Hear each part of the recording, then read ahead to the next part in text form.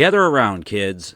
I'm going to tell you a tale of a time when video games weren't encased within acrylic cases and presented as investments. A time when video game collectors were able to get just about anything they wanted from value bins and unsold inventory from liquidators.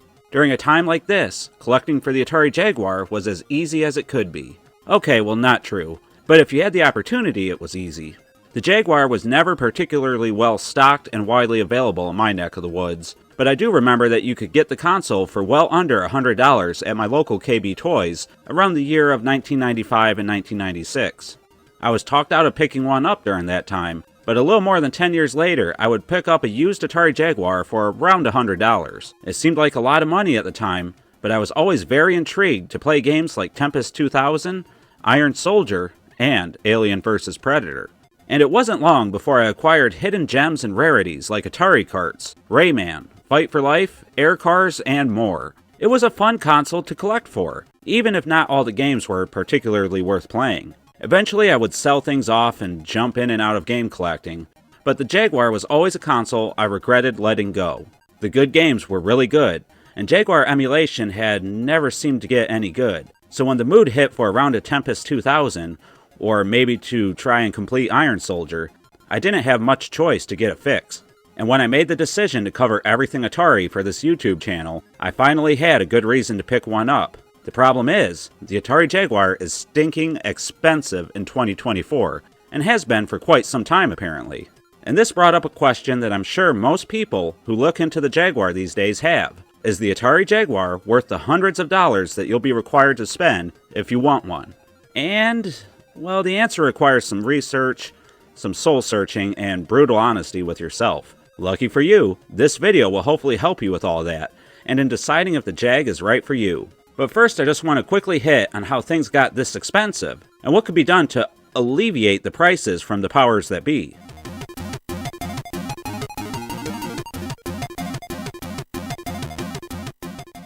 So the biggest reason the Atari Jaguar and its games cost so much comes down to one simple thing: supply and demand.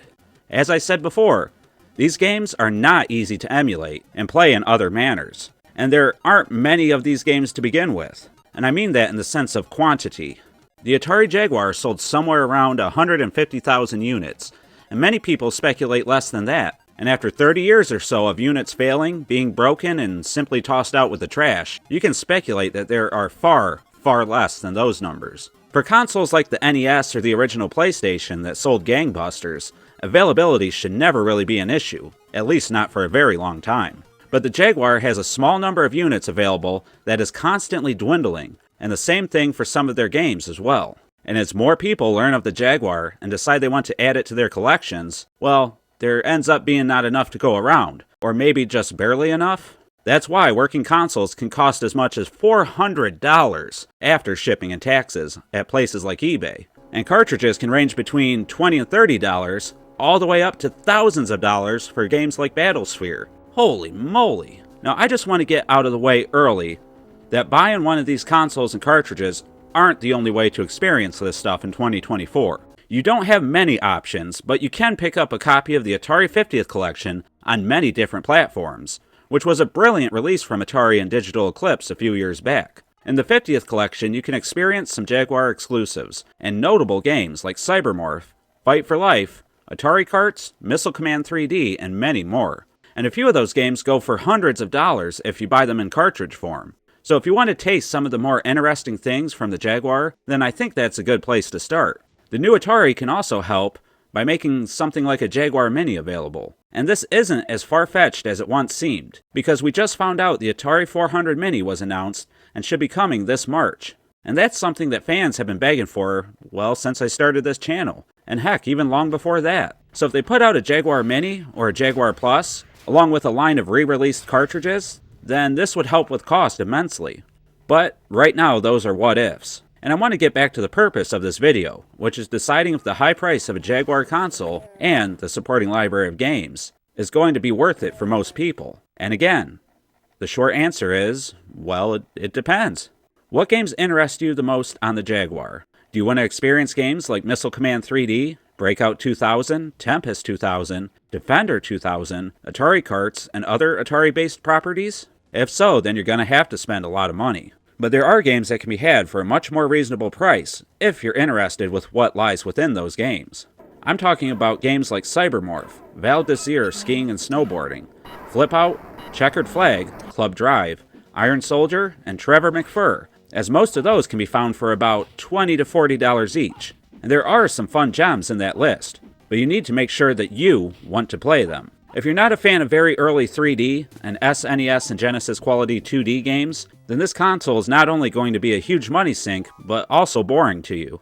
Most people want the 3D stuff because they want to see what the console could do, but if I'm honest, that's not the best place to put your money, especially if you want to have the most fun. Checkered Flag and Club Drive are 3D racing games, and while affordable, they're flawed, and not many people care for them. Cybermorph is legitimately better than what most people will tell you, but the gameplay does get very repetitive.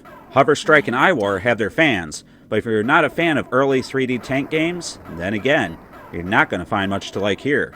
Heck, you could even say the same thing about Iron Soldier to an extent, but that game is pulled off in a better manner than, say, Hover Strike, at least to most people. A lot of the Atari Jaguar library can be had elsewhere for cheaper too. There's ports of Rayman, NBA Jam, Brutal Sports Football, Troy Aikman NFL Football, Theme Park, Dragon the Bruce Lee Story, Double Dragon 4, Zoop, and more on the console. But most of the better games cost an arm and a leg on the Jaguar, and could be had much cheaper elsewhere. Like Rayman for instance, which is an incredible game on the console, but it usually goes for about $150 to $200. And it can be had much cheaper on the PlayStation 1, and it's worth noting that that version is considered better in a lot of ways. NBA Jam plays great on the Jaguar, but again, it goes for over $100 regularly on eBay, but can be had for very little on the SNES, Genesis, and other platforms. Look, I love the Jaguar, I really do, but most of you will not be satisfied with the money you'll have to spend. I recommend trying to emulate the games, and playing what you can prior to purchasing. Or better yet, just pick up the 50th collection and try them there, because you'll get a whole lot of value in that little disc. When trying these games, see if you like Dino Dudes, Ultra Vortec, Missile Command 3D, Super Burnout, Ruiner Pinball, Iron Soldier 1 and 2, Checkered Flag, Cybermorph, Alien vs. Predator, and so forth. Decide if you want solid ports of games like Doom, Wolfenstein 3D, Rayman, and others, because they're worth picking up and playing with this controller and hardware. That is, if you like this controller. Decide if a unique version of Zool and Bubsy appeal to you, and if so, then start to price everything out, and be honest with yourself if you can afford it, or have that much money to dedicate to the system. Will you dedicate a lot of time to these games, or are they going to be shelf candy? I never promote picking these things up as an investment, because if Atari does release a mini console, or something like that, it might affect the value. The market is volatile, and some small thing like that could destroy your quote-unquote investment. I think if most people are honest with themselves, then they'll come to the conclusion that they don't need this thing. And I wish it was made more widely available back in the day, because I love the Atari Jaguar, and I love the exclusive games and things it could have been. I love the homebrew and the things being worked on by its fans. Heck, somebody's working on a port of the original Mortal Kombat, and it looks incredible. Somebody else brought out a Metroidvania-style game in Asteroid, which plays very well. Lots of cool stuff is happening for the Jag, but probably not enough to spend $400 on a console. Remember, $400 on the console, $300 to $400 on Atari carts, $150 on Breakout 2000, $110 on Missile Command 3D, $50 on Tempest 2000, $60 to $70 on Alien vs. Predator, $35 on Iron Soldier, and another $70 to $90 a pop on homebrew games like I mentioned before. Well, when you add it all up, that's more than $1,100 on a console and just a handful of games. Even if you get a flash cart, which is often out of stock from places like Atari Age and Stone Age Gamer, you'll have to spend a minimum of $600 between the cart and the console just to get started.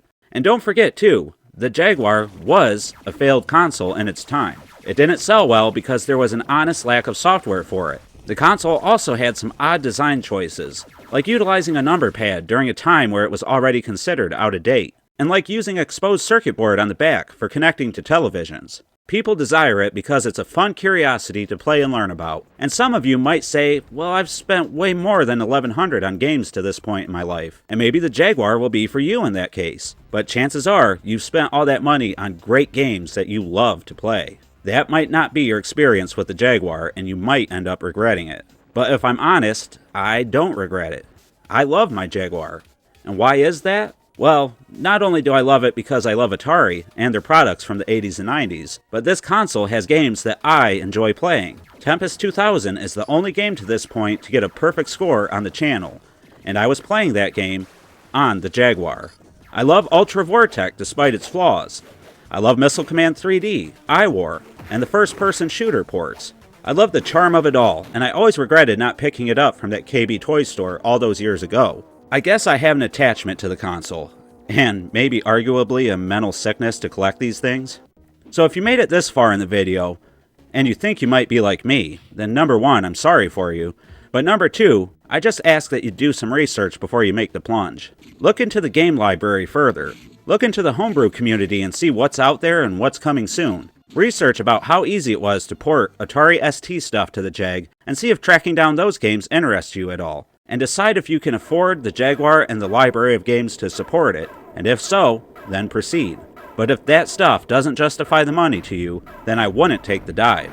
Because I think for most of you, the high price tag just isn't going to be worth it for a console that failed in the early to mid 1990s. And that's just an honest take, and a look into the high prices of the Atari Jaguar today. But now I want to hear from you guys. Do you have an interest in picking up the Atari Jaguar?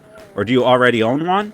Is it worth the money? Or is it something that's just way overpriced in today's market? Are video game collectors going nuts over this stuff? And would you buy a Jaguar Mini or a Jag Plus if Atari ever released one? Let me know down in the comments below. And don't forget to subscribe in order to learn all about Atari, from their history to modern day releases and everything in between. We do 2 videos a week, one feature on Thursdays and one review every Sunday. Okay guys, with all that said, I'm the 7800 Pro System Gamer, somebody who spent way too much on a Jaguar and games here at the Atari Network, and I'd like to thank you all for watching. Stay classy, Atarians.